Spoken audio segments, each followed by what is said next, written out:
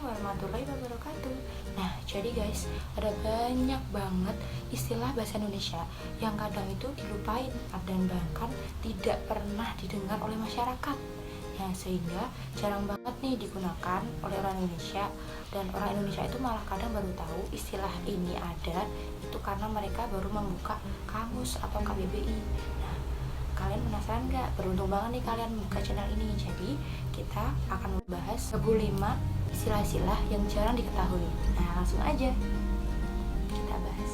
Nah, yang pertama adalah rebas. Nah, rebas itu bertitikan atau berjatuhan. Nah, yang berjatuhan itu seperti air atau air mata. Yang kedua adalah racau. Nah, racau ini berbicara tidak karuan. Nah, seperti saat kalian sakit atau demam, nah itu akan muncul seperti kata-kata yang diulang-ulang. Nah, itu tuh seperti mengigau. Nah, atau juga bisa untuk anak yang berusia 3-12 tahun. Nah, itu mengeluarkan kalimat-kalimat kata-kata yang tidak jelas. Nah, itu disebut dengan racau. Oke, ketiga. Yang ketiga adalah beradang. Nah, beradang itu tampak dengan jelas atau terlihat dengan jelas karena tidak ditutupi, tidak ada pelindungnya. Nah, itu disebut beradang. Oke, yang keempat itu adalah cokol. Nah, cokol itu duduk-duduk atau berkumpul, berdiam, dan juga bisa juga bertempat tinggal. Nah, dia juga bisa menjadi tempat bersarangnya kawanan penjahat atau preman-preman begitu. Oke, lanjut. Yang kelima adalah lasak. Nah, lasak ini selalu ingin bergerak, tidak dapat tenang atau tidak bisa diam, selalu ingin melakukan sesuatu. Nah, itu lasak. Lanjut. Yang keenam itu bedegap. Nah, bedegap itu adalah kuat dan tegap. Lanjut. Yang ketujuh adalah lanyak. Lanyak itu melumat-lumat tanah dengan diinjak-injak supaya gembur atau berlumpur. Nah, atau juga bisa artinya memukul kuat-kuat, tidak mempedulikan, atau bisa juga melecehkan. Lanjut. Yang kedelapan adalah calak. Nah, calak itu bagus, elok, cakap, dan cemerlang. Yang kesembilan adalah nyenyak. Nah, nyenyak itu sunyi, senyap, hening. Nah, itu artinya. Yang ke-10 adalah gamang. Nah, gamang itu merasa takut, ngeri, serta khawatir. Yang ke-11 adalah camar. Camar itu sangat gemar, lahap, dan rakus. Yang ke-12 adalah ambau. Ambau itu adalah terjun atau menyerah. Yang ke-13 adalah jenat. Jenat itu mati atau sudah meninggal. Yang ke-14 adalah syak.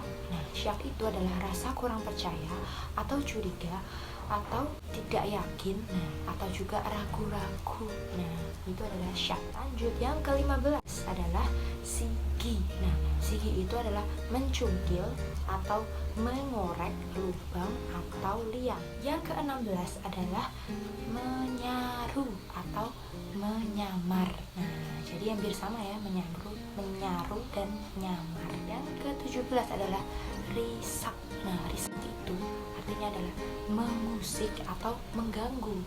Yang ke-18 adalah masyikul. Nah, masyikul itu perasaan sedih, kesal, sebal karena suatu hal. Yang ke-19 adalah lunyai.